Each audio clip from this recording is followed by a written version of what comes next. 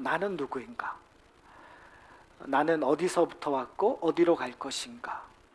그리고 우리의 상황이 좀 어렵고 아니면 즐겁더라도 계속 20대 던졌던 질문, 30대 던졌던 질문, 40대 던졌던 질문 다 똑같은 것 같아요. 그러니까 결과론적으로 나는 누구인가?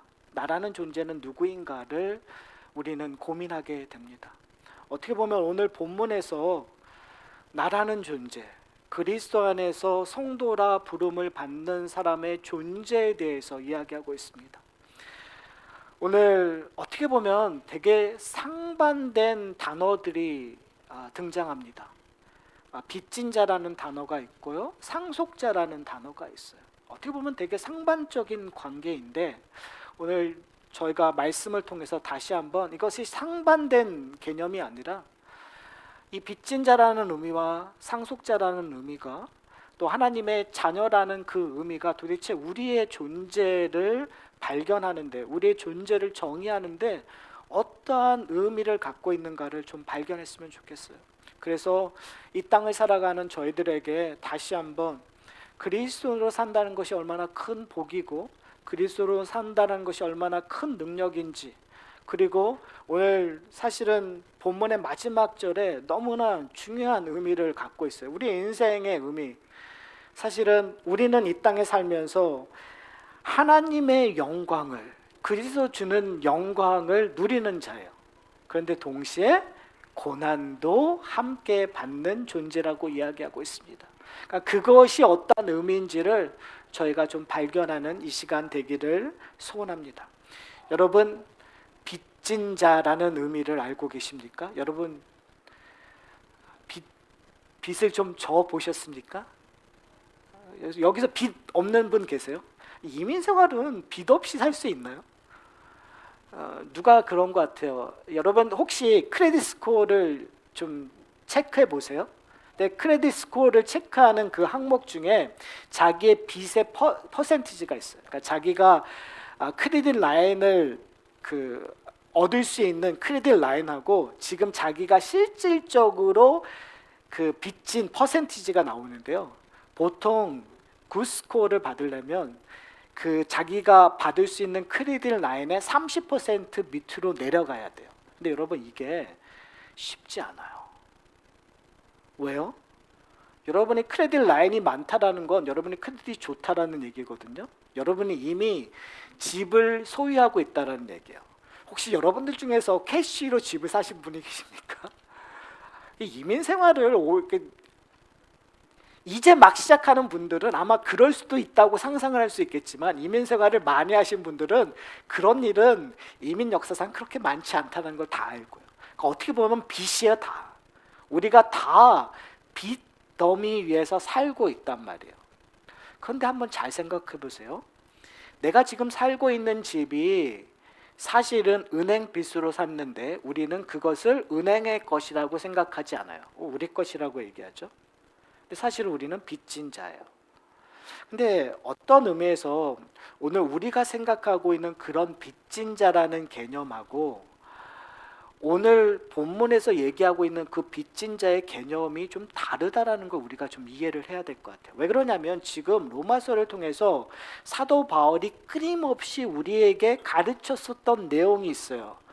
우리의 구원은 하나님의 선물이다. 그러니까 값 없이 준 거잖아요. 근데 뜬금없이 갑자기 빚진 거라고 얘기를 해요. 그러니까 지금 사도 바울이 우리에게 분명히 하나님의 선물인데 빚진 자라고 얘기했었을 때 그 갭을 좀 줄여야 되겠죠. 그러니까 어떤 의미일까요, 여러분? 우리는 보통 빚졌다고 생각했었을 때 그 빚을 갚을 수 있는 능력이 있다고 생각을 해요. 뱅크에서 여러분에게 집을 샀었을 때, 뱅크에서 론을 줬었을 때 그것을 판단해서 론을 주는 거거든요. 이만큼 다운페이하고 당신의 스코어가 이만큼 하니까 내가 뱅크에서 이만큼을 지불하겠다. 그러니까 빚졌다고 했었을 때 우리는 그것을 갚을 수 있는 능력이 우리에게 있다고 생각하는 거예요. 근데 성경은 그렇지 않아요. 성경에서 지금 오늘 사도 바울이 얘기하고 있을 때 빚진다라는 건 우리가 그 빚진 것을 갚을 능력이 있다 없다? 없다라는 거예요. 우리가 할 수 있는 능력을 뛰어넘는 하나님의 은혜가 우리에게 주어졌다라는 것을 우리는 기억해야 돼요. 오늘 본문에서 그게 가장 큰 의미예요. 그러니까 빚졌다라는 거, 우리가 분명히 빚을 졌는데 그 빚진 것을 우리의 힘으로 해결할 수 없어요. 그런데 왜 하필 사도 바울은 그것을 빚졌다라는 표현을 사용하고 있을까요? 한번 볼까요? 9절에 보면 이렇게 얘기해요. 9절서부터 빚진 자라는 단어가 나오는 12절까지 뭘 얘기하고 있냐면요, 너희가 어느 영 아래 거하고 있느냐는 얘기를 해요. 하나님의 백성이면 어느 영 아래 거하는 거예요? 하나님의 영 아래, 그리스도 영 아래. 다른 말로 얘기하면 성경에서 하나님의 영, 그리스도의 영이라는 단어가 나오면 그분은 누구예요? 삼위 하나님 중에서 성령 하나님을 이야기하고 있는 거예요. 그러니까 성령 하나님 안에 거하는 자는 하나님의 자녀이고 하나님의 상속, 하나님의 유업을 받은 상속자라는 걸 얘기하고 있다라는 거예요.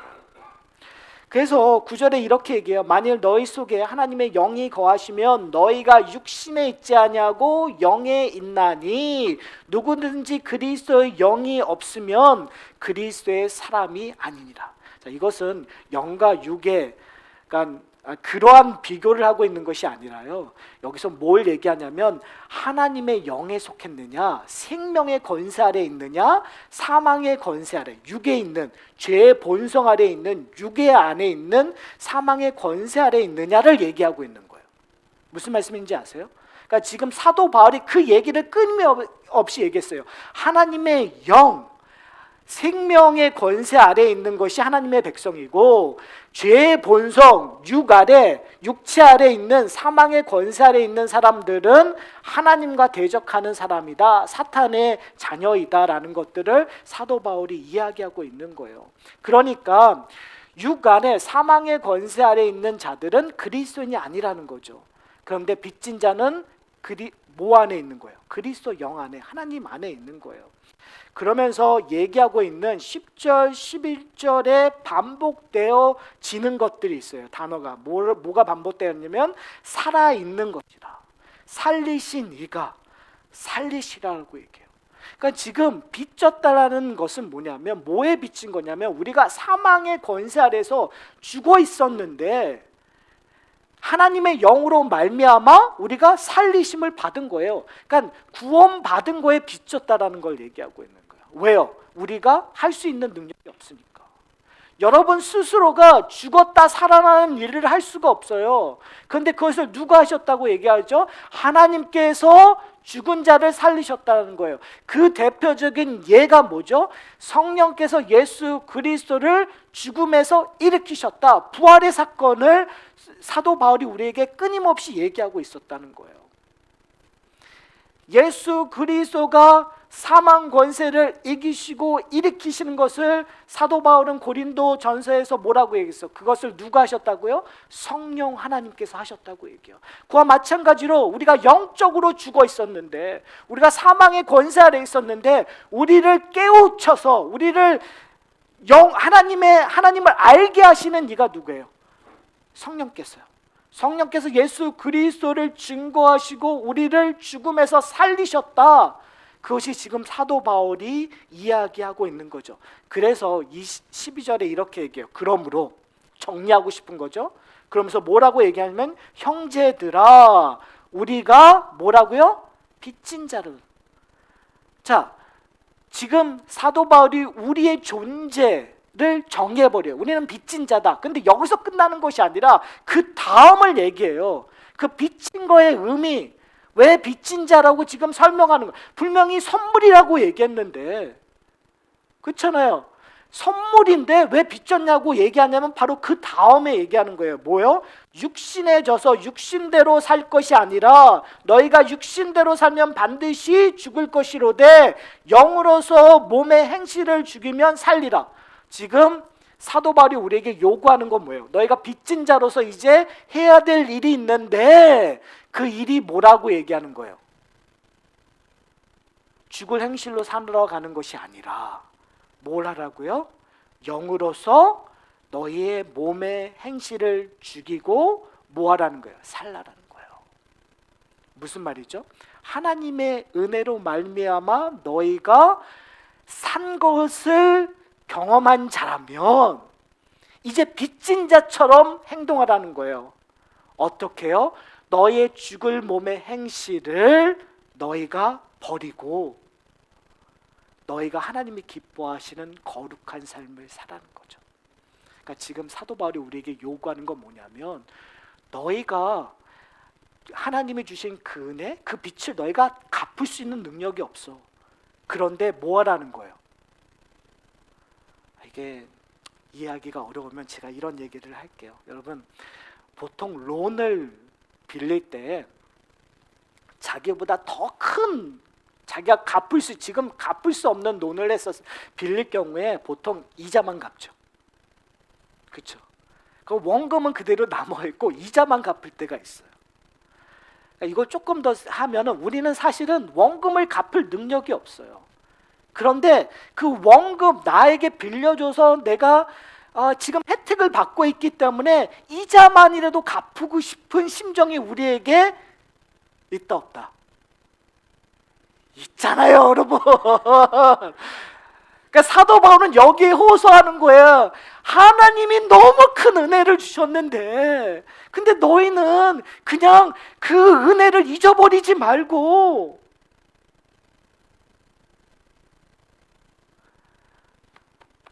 양심을 잃어버린 자처럼 행동하지 말고 그 은혜를 깨달았으면 이제 빚진 자처럼 이자라도 갚는 것처럼 어떻게 하라고요? 하나님이 기뻐하시는 일을 하라는 거예요. 하나님이 기뻐하시는 일이 뭐예요? 너희 육신대로 행하는 것을 따르지 말고 살아있는 모습을 보이라는 거예요. 하나님이 살리셨으니까 그 살리신 일들을 우리가 행해야 된다는 거예요. 여러분, 이 말을 들었을 때 우리에게 좀 그러한 고백이 있었으면 좋겠어요. 우리 어떻게 보면 분명히 상식으로 지식으로 우리는 분명히 그래 맞아 은혜 안에 있어서 참 감사해.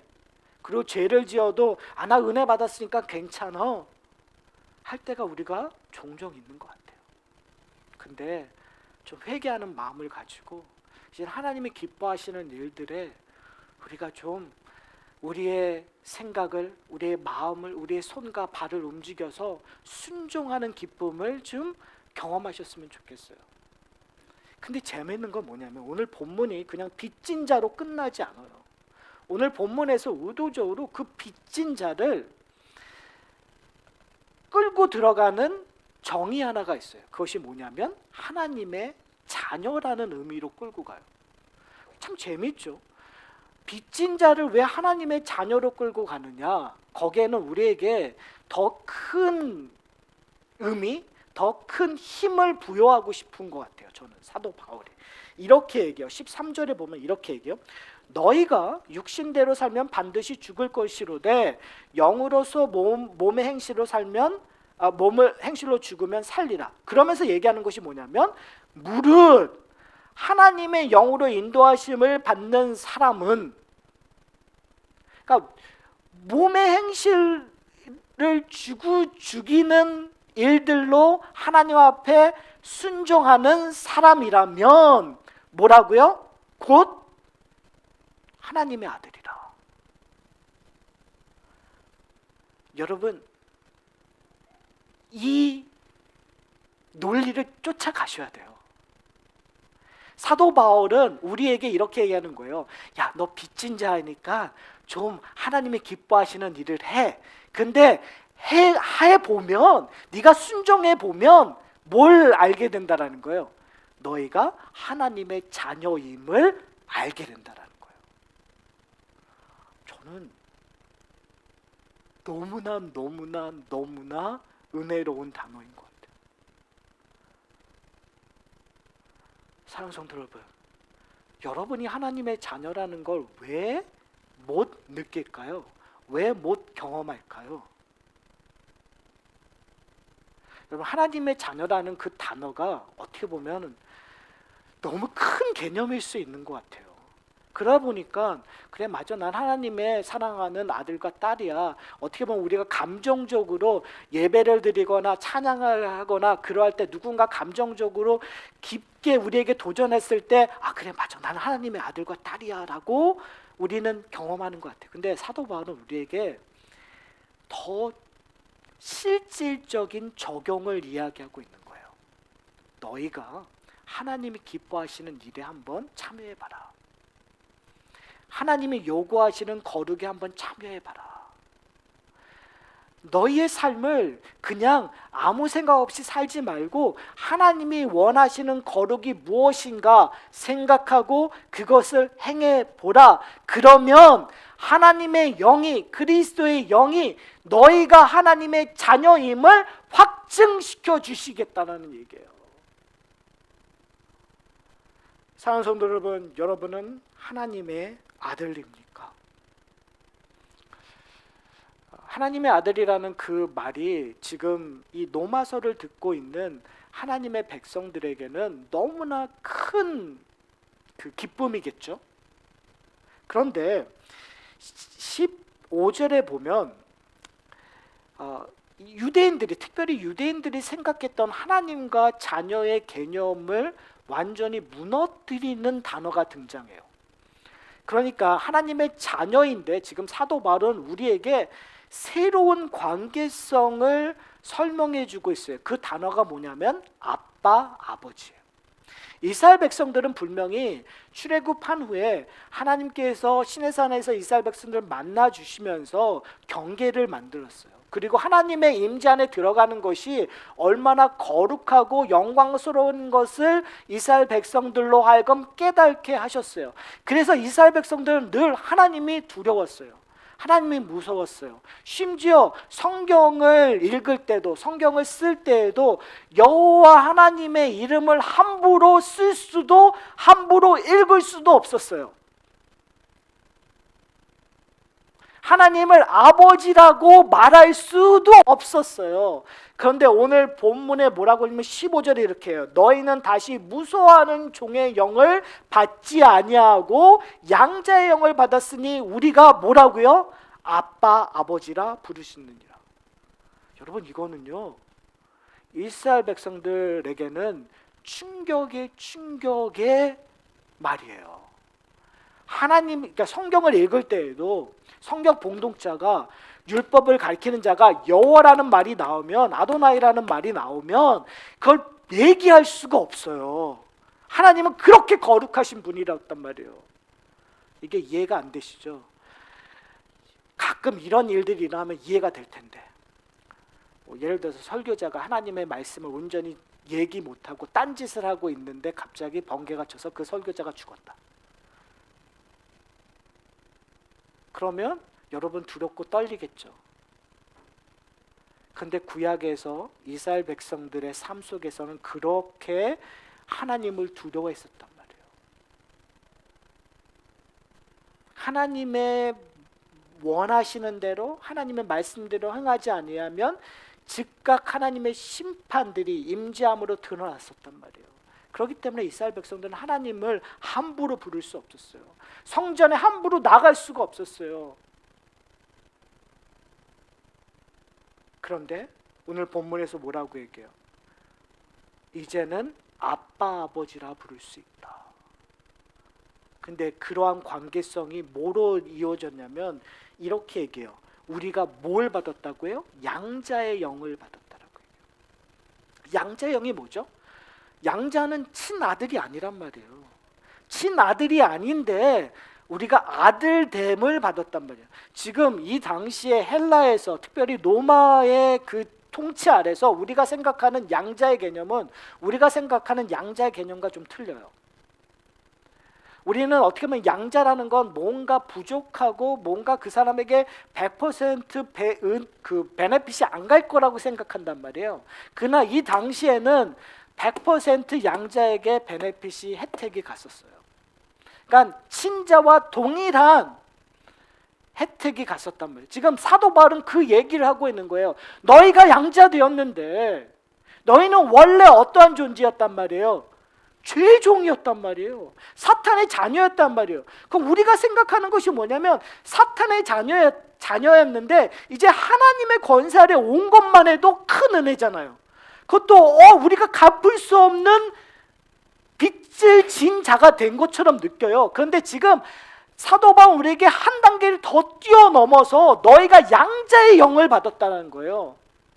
이제는 원래 친자와 동일한 혜택을 받는 자가 되었다라는 거예요. 근데 그 일이 어떻게 일어났다고요? 양자라는 얘기를 끌고 오면서 우리에게 얘기하고자 하는 것, 지금 로마서를 통해서 우리에게 끌고 하는 것이 도대체 뭘까요? 그 양자의 영을 어떻게 얻었던 거예요? 하나님의 친아들이신 독생자 예수 그리스도가 우리를 위하여 이 땅에 오신 거 아니에요. 그리고 우리의 죄를 짊어지고 십자가에 달려 죽으신 거 아니에요. 그래서 그의 십자가의 대속의 피가 우리의 죄를 깨끗해 하신 거예요.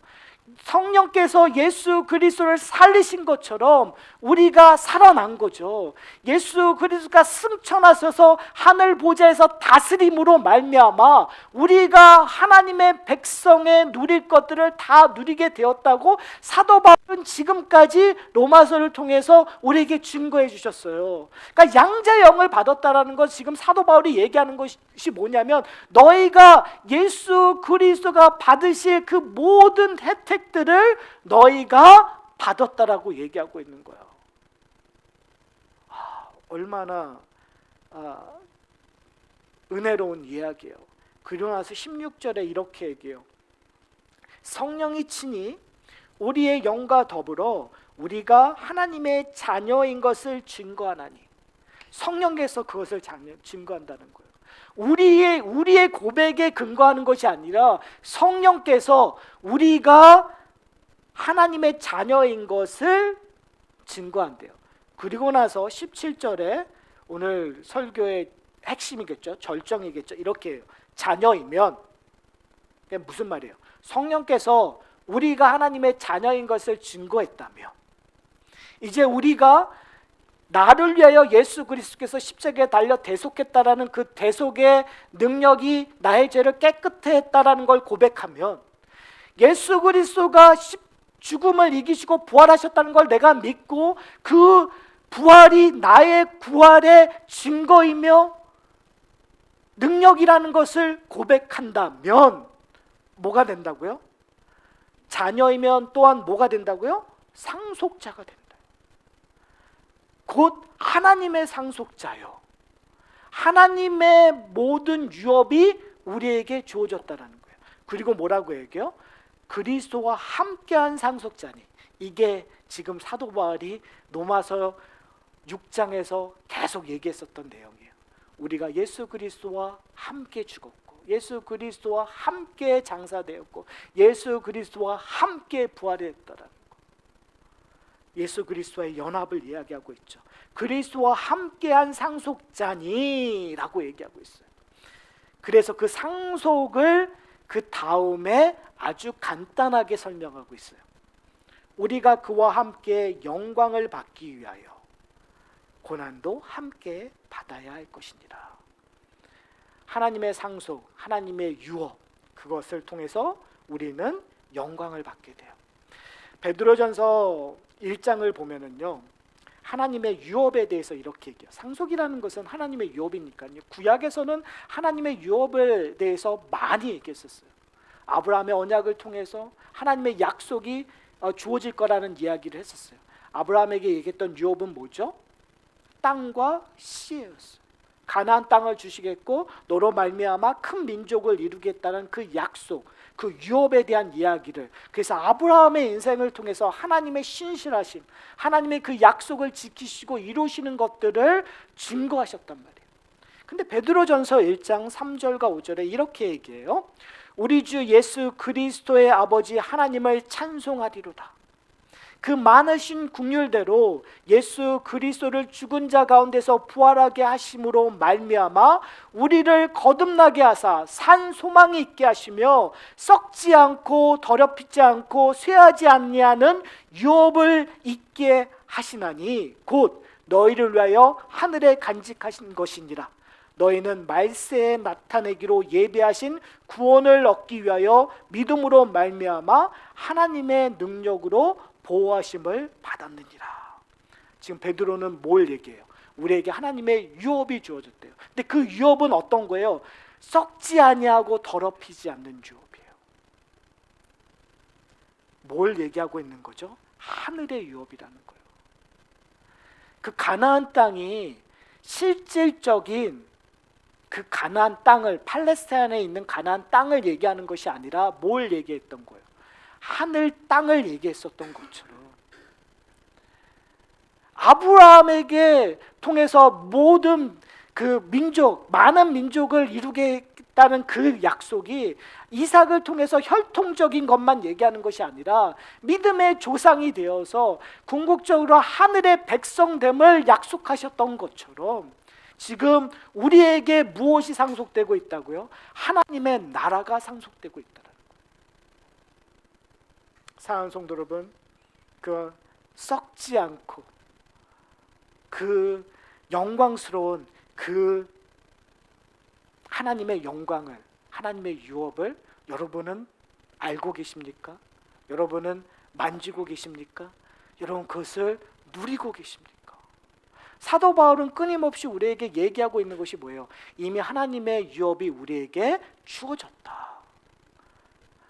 성령의 증거로 말미암아 그 혜택을 너희는 누리고 있다라는 거예요. 그 혜택을 누리고 있는 가장 중요한 곳이 어디예요?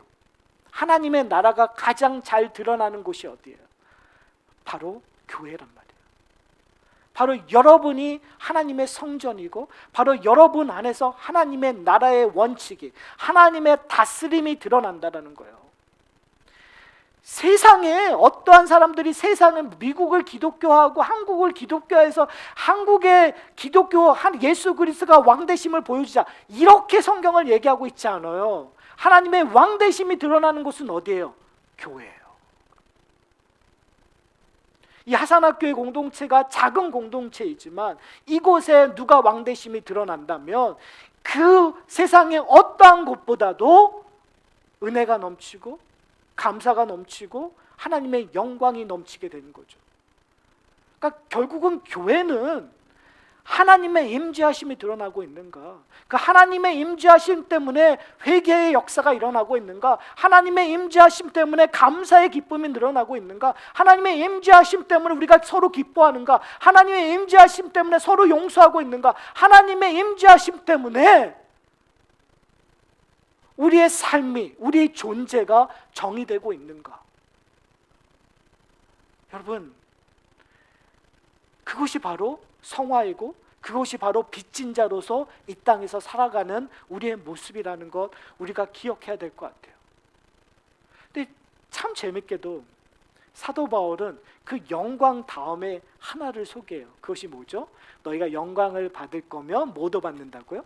고난도 받는다. 근데 우리가 한번 잘 생각해 보세요. 여러분 고난 좋아하세요? 우리 가운데 아프신 분들도 많고 또 여러 가지로 힘든 분도 많은데 여러분 그거 받고 싶으세요? 저 받고 싶지 않아요. 제가 지난주에도 얘기 드렸잖아요. 저는 이제 나이가 점점 들면서 막 골치 아프고 막 힘든 거 하기 싫어요. 그냥 좀 편안하게 살고 싶은 것이 제 마음에 있어요. 근데 성경에서 얘기하고 있는 건 뭐냐면 고난도 우리가 함께 온다. 그러면 우리가 좀 바꿔야 되는 거죠. 왜요?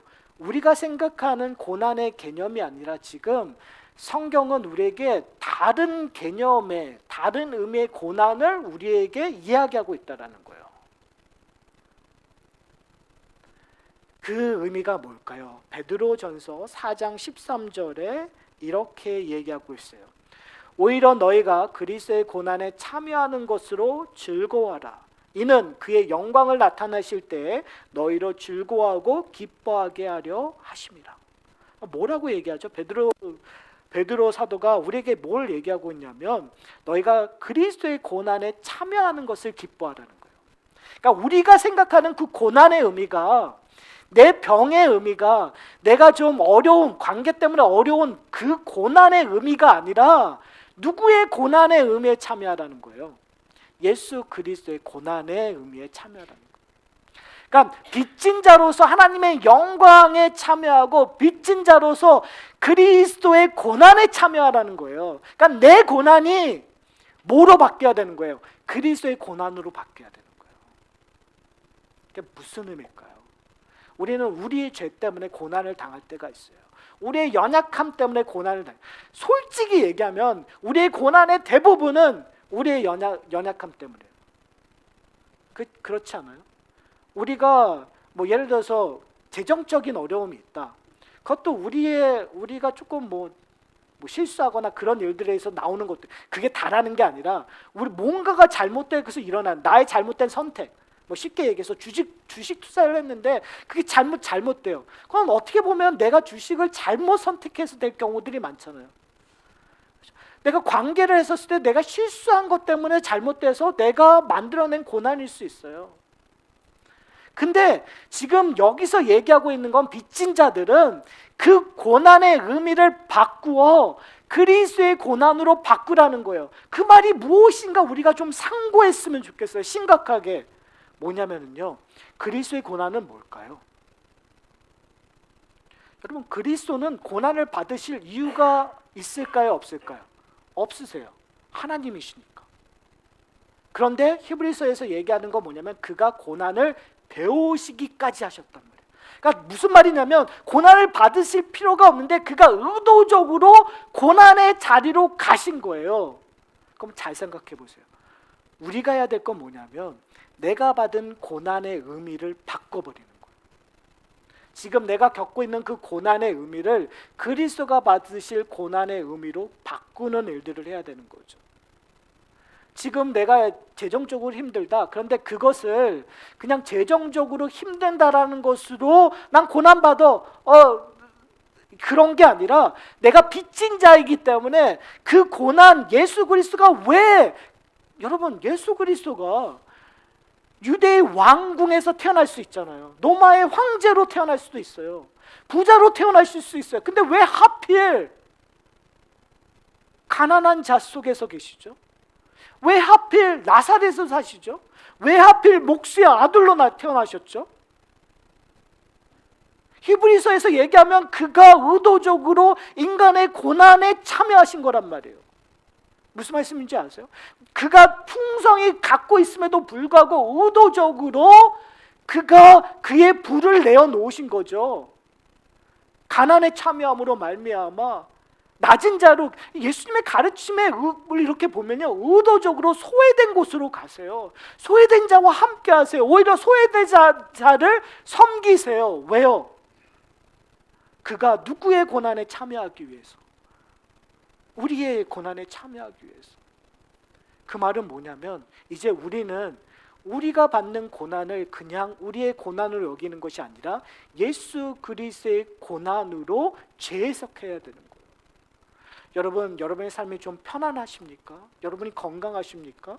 여러분이 부유하십니까? 여러분이 명예가 있으십니까? 이제 더 깊게 그리스도의 고난을 여러분이 빚진 자로서 살아가셔야 돼요.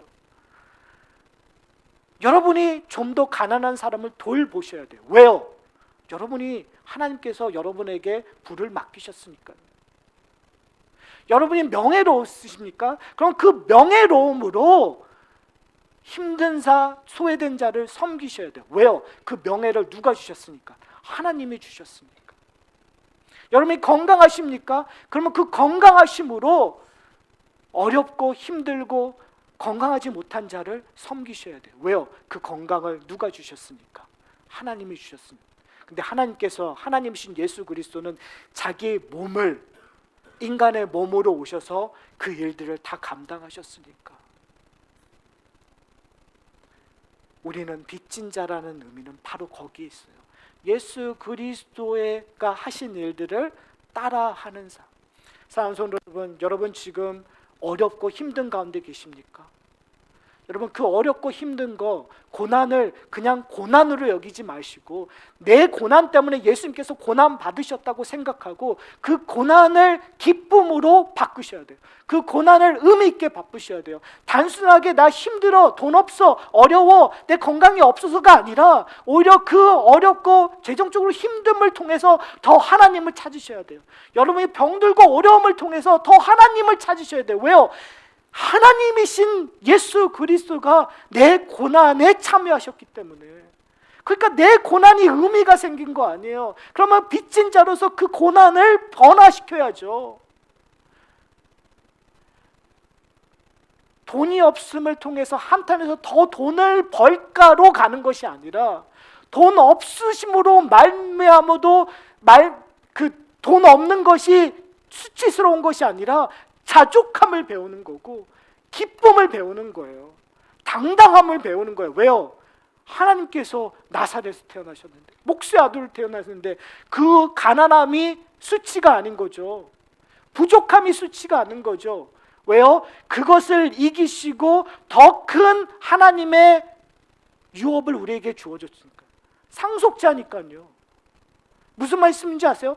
가난을 그냥 가난으로 이기라는 것이 아니라 지금 사도 바울은 우리에게 너희는 상속자라고 얘기해요. 너희는 하나님의 영광이 주어졌다고 얘기해요. 우리의 문제는 그 영광을 보지 못하고 있다는 거예요. 우리의 문제는 하나님이 주신 상속이, 하늘의 유업이 땅의 것보다 더 크다고 생각하는 거예요. 그런데 그것을 깰 수 있는 유일한 방법이 뭔지 아세요? 하나님이신 예수 그리스도가 인간의 몸을 입으시고 더 낮은 곳으로, 더 어려운 곳으로 오셔서 나의 고통을 다 이미 참여하셨단 말이에요. 왜요?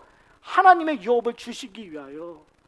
그러니까요, 사랑하는 성도 여러분 좀 재정으로 힘드세요? 담대하세요.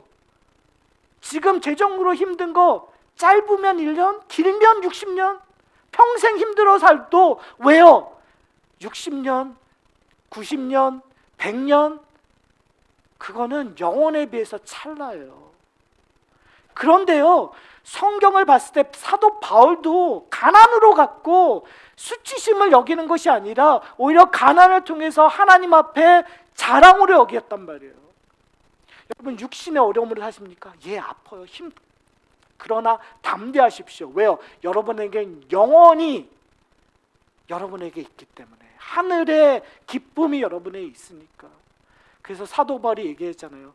내가 지금 이 가시처럼 내 육신을 힘들게 하는 거로 말미암아 하나님 앞에 3번이나 기도했고, 근데 하나님께서 그걸 들어주시지 않았음에도 불구하고 이제는 나는 기뻐합니다.